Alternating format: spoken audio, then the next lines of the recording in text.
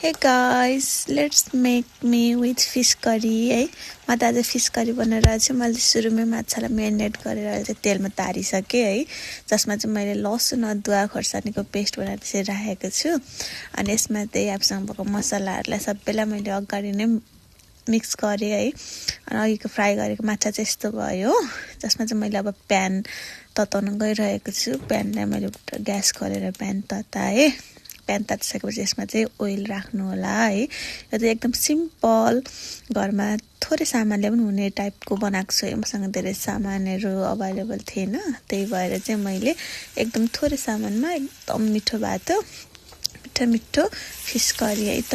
अब अघिको जुन लसुनहरू छ त्यसमा चाहिँ तपाईँले तेलहरू जान्न सक्नुहुन्छ यसरी नै। त्यसमा चाहिँ स्वाद लसुन अदुवाको स्वाद मिठो आउँछ नि त। हल्का तेलमा फ्राई गर्नुभयो भने यसमा चाहिँ तपाईँले फ्राई गरिसकेर अघि हामीले जुन पेस्ट बनाएको थियौँ नि मसला, त्यसरी चाहिँ यसलाई यसरी नै हजुरले राखेर यसलाई पनि मजाले मिक्स गरेर यसलाई चाहिँ पकाउन सक्नुहुन्छ। किनभने हामीले माछा त अब अलरेडी पाकिसकेको छ। नर्मली यो रस बनाएर माछालाई हालेर उमालेर त पाकिहाल्छ नि त। माछामा त एकदम सिम्पल हो। मैले चाहिँ यो जापानको माछा गेमुसुपामा पाउँछ है, साबा भन्छ, त्यही नै वाला लिएर आएको थिएँ गेमुसुपाबाट। हजुरहरूलाई चाहिँ कुन माछा मनपर्छ त्यो अनुसारले ल्याउन सक्नुहुनेछ है।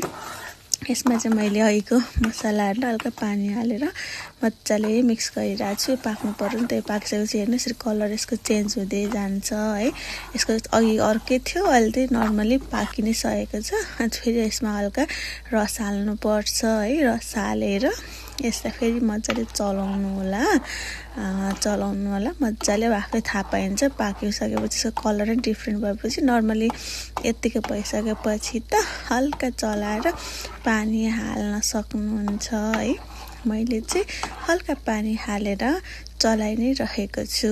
त्यसमा फेरि मैले मजाले पानी हालेँ। आफूलाई कति चाहिन्छ, म चाहिँ अब म र मेरो हस्बेन्ड मात्र हो नि त है भन्ने ठिक्क हामीलाई पुग्ने गरेको मैले रस हालेँ अनि नुन हालेर मजाले चलाएँ। यसलाई चाहिँ मैले मजाले उम्लिन दिने है। उम्लिसकेपछि माछा हाल्ने, त्यसपछि पाको। मैले त माछा हाल्न बिर्सेछु, लास्टमा चाहिँ पाकिसकेको भिडियो है यो चाहिँ। यस्तो भएको थियो।